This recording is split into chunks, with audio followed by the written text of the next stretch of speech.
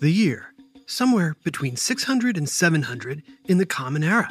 The location, the home of a wealthy family in Persia, which today we know as the Middle Eastern country of Iran. Yoo-hoo! Chef? Where is my chef? This is believed to be the birthplace of one of the world's most sought-after snacks. Hello, chef! I need more cakes! It's also a time when sugar was just starting to be used everywhere in the Persian Empire, so sugar rushes were definitely a thing. Whee! You called for me, ma'am. Yes, I want to eat more cakes. They make me so happy and energetic. Like I said, sugar was a new thing. Yes, my lady. I will make you more cakes. Wait, the first cake you made me was undercooked. And the second was overcooked. You need to get this cake just right, or you're fired. Oh, I will do my best. And use lots of sugar. It really gives me so much energy. I feel like I could do anything. Yeah, I just need a quick nap first. I probably don't need to tell you, smarty pants, but a sugar rush is pretty much always followed by a sugar crash. In the meantime, our poor chef here needed to bake the perfect cake. The problem was, in the 7th century, it is hard to tell if the oven is set to the right temperature to bake a cake. It's not like they had a fancy stove where you could set the temperature and an alarm to beep when the cake was ready. Yeah, right. Like that's ever going to happen. It does happen, but not until the 1800s. Instead, this clever chef came up with a different plan. What if, instead of a full cake, I took a few small globs of cake batter and put them into the oven? Once they're fully cooked, I'll know the oven is the right temperature to bake a full cake. It's brilliant. It was brilliant. From then on, bakers in Persia cooked little globs of flour, sugar, and fat as a test for when to bake their cakes. However, those little globs were also quite tasty. Yum. I can't stop eating these little cake globs. And that's how these clever chefs from Persia accidentally created the earliest versions of the wonderful, mouth-watering, guilty pleasure enjoyed by people of all cultures and nationalities, what we know as cookies. But how did cookies become a global phenomenon? Where did all the flavors and varieties of cookies come from? And why are they called cookies in the first place? It's time for a whiff of delicious homemade science on Who smarted? Who's smarted? Who's smart? Is it you? Is it me? Is it science or history? Listen up, everyone. We make smarting lots of fun on Who Smarted. They may have started out as a way to test ovens for baking cakes, but today, cookies are a massive worldwide treat with billions eaten every year. So, how do you think the word spread about this tasty treat? There were actually two main factors: kids and war. After the Persians started baking cookies, the bakers gave the little bits to children who discovered just how tasty they were. Yummy! And you know, if kids like it, it's gonna catch on. At the same time, Middle Eastern nations like Persia were starting to explore and conquer other countries. And in the year 711, not long after the cookie was invented, Middle Eastern forces arrived in Europe, invading and conquering the region that is now known as Spain. While the Europeans did not like seeing outsiders take over their lands, they did enjoy the treats the Middle Easterners brought with them. Delicious! Middle Eastern cooking recipes soon spread to other parts of Europe, including France and Italy.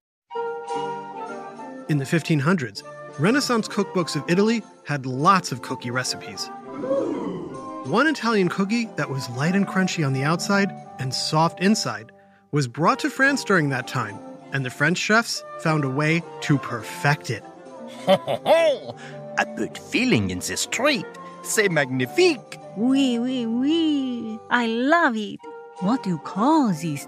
It's called les macarons. Macarons, filled with a mixture of chocolate and cream, known as ganache, would become the most popular treats in Paris. Notice they were not called cookies.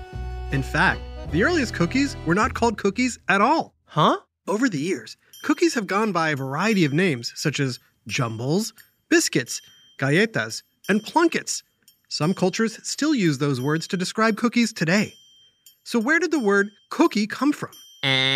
Because you could cook it? Good guess, but no. The word cookie has its roots in a Dutch word that means small or little cake. When Dutch and other European immigrants came to the United States in the 1600s, they brought their cookie recipes with them. And a few centuries later, the United States has become home to the largest number of cookie eaters. Yum, yum, yum, yum, yum, yum, yum. America is also the site of a genuine cookie miracle. In 1937, Ruth Graves Wakefield was the owner of a very popular restaurant in Whitman, Massachusetts. The name of the restaurant was the Toll House. One day, with the help of her pastry chef, Sue Brides, Ruth came up with something legendary. The scene might have happened a little bit like this. Hey, Sue, I'm expecting a big crowd tonight. Make sure you bake a lot of chocolate cookies with nuts. Slight problem, Ruth. I'm out of baker's chocolate for the batter, and I'm out of nuts. We better come up with something. I got it. 2 words. Lobster cookies. No. Where do you keep the ice pick? Ice pick? What, are you gonna make ice cookies? There's a big block of semi-sweet chocolate. What if we broke that up and used it for the cookies? I don't think it's gonna work. Semi-sweet chocolate doesn't melt like baker's chocolate. It won't make good batter. I don't want chocolate batter. I want... All right, smarty pants. What do you think Ruth wanted to make using an ice pick to chop up a big block of chocolate? Did you say... I want to make chocolate chips. Chocolate chips. Wow, that's a wicked good idea. Much better than lobster. And with her ice pick and semi-sweet chocolate, Ruth Wakefield created the very first chocolate chip cookie. Also known as the Toll House cookie, named after her restaurant. The story has become legend, with many claiming Wakefield came up with the cookie after running out of nuts or baker's chocolate. But Wakefield was a successful business owner and a perfectionist, and historians say it's unlikely she would have run out of those things. She apparently had thought up the recipe during an earlier vacation. That's brilliant. It was brilliant. But it's one thing to have a popular cookie at a local restaurant, and it's another to create the most popular cookie flavor of all time. Shortly after its invention, the Toll House cookie became known far and wide after it was mentioned on a radio show hosted by a food expert who was famous for their dessert expertise. Who do you think it was? Was it A, Famous Amos, B, Miss Fields, or C, Betty Crocker? Well, Famous Amos and Miss Fields definitely became famous for selling cookies, but it was cake-in-a-box dessert queen Betty Crocker who turned the chocolate chip cookie into a worldwide phenomenon. There's something new and exciting in the Betty Crocker kitchens. And here's Betty Crocker herself. Soon after the radio show, chocolate maker Nestle started printing Wakefield's recipe on packages of its semi-sweet chocolate bars. Now everyone could make chocolate chip cookies, which is easily among the most favorite cookies of all time. How about a chocolate chip? However, the top-selling cookie in the world is not the chocolate chip. Can you guess what it is? Chances are you've eaten one, maybe even today. Want to know what it is? Stick around. Now back to Who Smarted. I gotta admit, all this talk about cookies has my stomach growling. We've covered the earliest cookies, and one of the most popular ones, the chocolate chip. But, like I said, the chocolate chip cookie is not the top-selling cookie in the world. Do you have any ideas what it could be? I'll give you some hints. See if you can figure it out. Ready? It's made with chocolate, but it has a creamy filling and looks kind of like a cookie sandwich. Have you figured it out? Why, of course, it's the Oreo cookie. Approximately 34 billion Oreo cookies are sold each year. 34 billion! That's a lot of cake globs. While Oreo's sales are huge, the cookie itself is rather small, especially when compared to the largest cookie ever created. According to Guinness World Records, the largest cookie ever made was 101 feet wide. That's larger than a full-sized NBA basketball court. Whoa. And it weighed more than 40,000 pounds. What kind of cookie was it?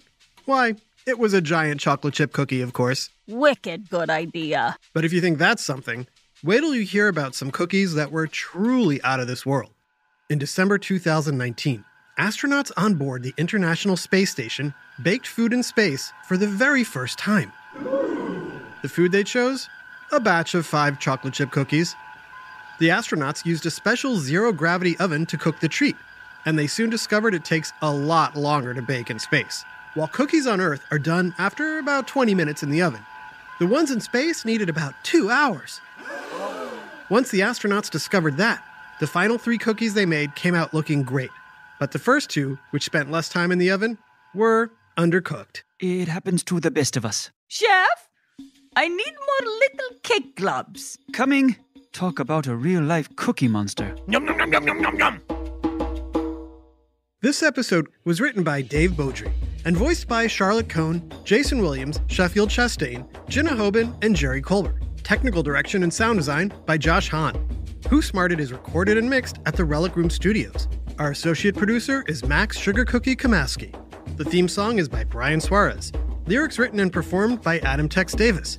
Who Smarted was created and produced by Adam Tex Davis and Jerry Colbert. This is an Atomic Entertainment production.